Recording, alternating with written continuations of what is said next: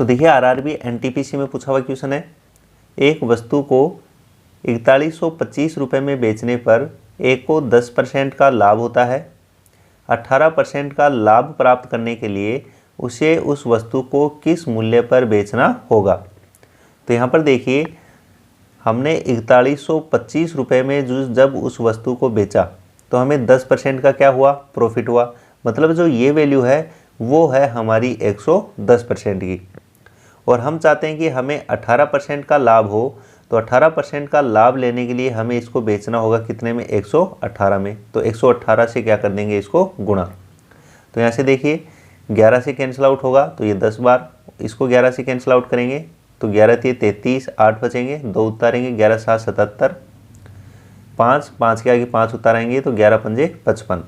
तो 375 गुणा 118 और बटे में 10। तो 375 को जब 118 से गुणा करेंगे तो ये आएगा 44,250 और बटे में है कितना, 10। तो 0 से 0 कैंसिल आउट हो जाएगा तो ये आ जाएगा 4425 रुपये।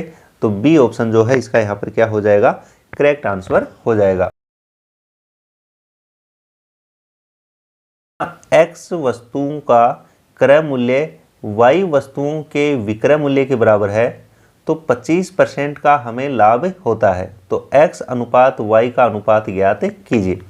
तो यहाँ पर कहा है कि x वस्तुओं का जो क्रय मूल्य है वो y वस्तुओं के विक्रय मूल्य के बराबर है, कि जो x वस्तुओं की जो कॉस्ट प्राइस है, x वस्तुओं की जो कॉस्ट प्राइस है वो बराबर है y वस्तुओं की सेलिंग प्राइस के, y वस्तुओं की सेलिंग प्राइस के।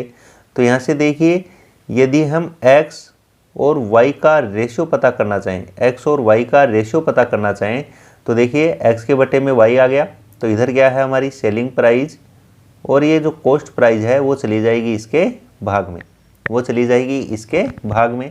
तो यहाँ से देखिए हमें क्वेश्चन ने कहा कि हमें 25% का क्या हुआ है, लाभ हुआ है, और 25% का लाभ हुआ है, और 25% का मतलब कितना हो गया, परसेंट का साइन हटाएंगे तो बटे में लगाएंगे कितना हम, 100।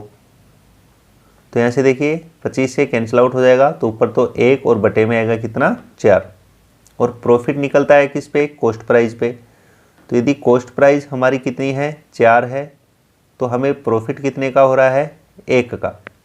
तो बताओ सेलिंग प्राइस कितनी होगी फिर, सेलिंग प्राइस होती है कॉस्ट प्राइस प्लस का प्रॉफिट। तो 4 + 1 कितना हो जाएगा, 5। तो कॉस्ट प्राइस यदि 4 है तो सेलिंग प्राइस हमारी कितनी हो जाएगी, 5। तो देखिए यहाँ पर सेलिंग प्राइस 5 और बटे में कॉस्ट प्राइस कितनी, 4। तो यहाँ पर देखिए x और y इसी का रेशियो हमसे पूछा है तो ये हो जाएगा 5:4। तो बी ऑप्शन जो है हमारा करेक्ट आंसर हो जाएगा।